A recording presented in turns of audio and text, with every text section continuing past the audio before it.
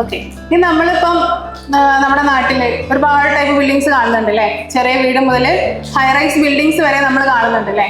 Okay, ഈ buildings ഒക്കെ ഇതിന്റെ ലോഡ് ട്രാൻസ്ഫർ വെച്ചിട്ട് ആകെ 2 ടൈപ്പേ ഉള്ളൂ.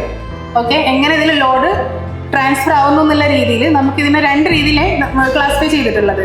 ഒന്ന് ലോഡ് ബിയറിംഗ് സ്ട്രക്ചേഴ്സും പിന്നെ ഫ്രെയിംഡ് സ്ട്രക്ചേഴ്സും ആണ്. അത് നമുക്ക് ലോഡ് ബിയറിംഗ് സ്ട്രക്ചേഴ്സിനെ പറ്റി പറയാം. ഈ ലോഡ് ബിയറിംഗ് സ്ട്രക്ചേഴ്സ് എന്ന് പറഞ്ഞിട്ടുണ്ടെങ്കിൽ നമ്മളിപ്പം സ്ലാബിലാണല്ലേ നിൽക്കുന്നത്. അപ്പോൾ ഫസ്റ്റ് ലോഡ് വരുന്നത് എവിടെയാണ്? സ്ലാബിലാണ് വരുന്നത്. ഈ സ്ലാബിൽ വരുന്ന ലോഡ് നേരെ വാളിലേക്കാണ് ട്രാൻസ്ഫർ ആവുന്നത്.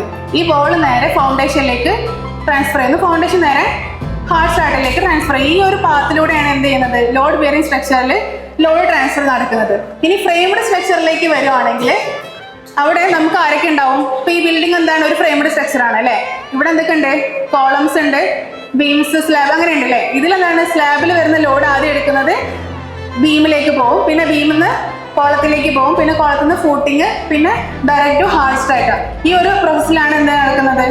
ഫ്രെയിംഡ് സ്ട്രക്ചറിൽ ലോഡ് ട്രാൻസ്ഫർ നടക്കുന്നത്. ഓക്കെ അല്ലേ? അപ്പോൾ നമ്മളൊരു ലോഡ് ബിയറിംഗ് സ്ട്രക്ചർ എന്ന് പറയുമ്പോൾ നമ്മളൊരു പാത്രം വെറുതെ കമഴ്ത്തി വെച്ചിട്ട് അതിന്റെ മുകളിൽ നമ്മൾ എന്തെങ്കിലും ഒരു കല്ല് എന്തെങ്കിലും എടുത്ത് വെക്കുകയാണെങ്കിൽ അതിൽ എങ്ങനെയാണ് ലോഡ് ട്രാൻസ്ഫർ ആകുന്നത്?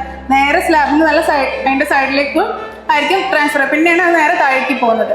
ഓക്കെ, ഇനി ഒരു ഫ്രെയിംഡ് സ്ട്രക്ചർ ആണെങ്കിൽ ഇപ്പൊ നമ്മൾ തലയിൽ ഒരു കല്ല് എന്തെങ്കിലും വെച്ച് നടക്കാമെന്ന് വിചാരിച്ചോളൂ. അപ്പൊ നമ്മൾ ലോഡ് നേരെ നമ്മുടെ ബോഡിയിലേക്ക് വരുന്നു, പിന്നെ നമ്മുടെ കാലിലൂടെയാണ് ഇങ്ങോട്ട് ട്രാൻസ്ഫർ ആവുന്നത്.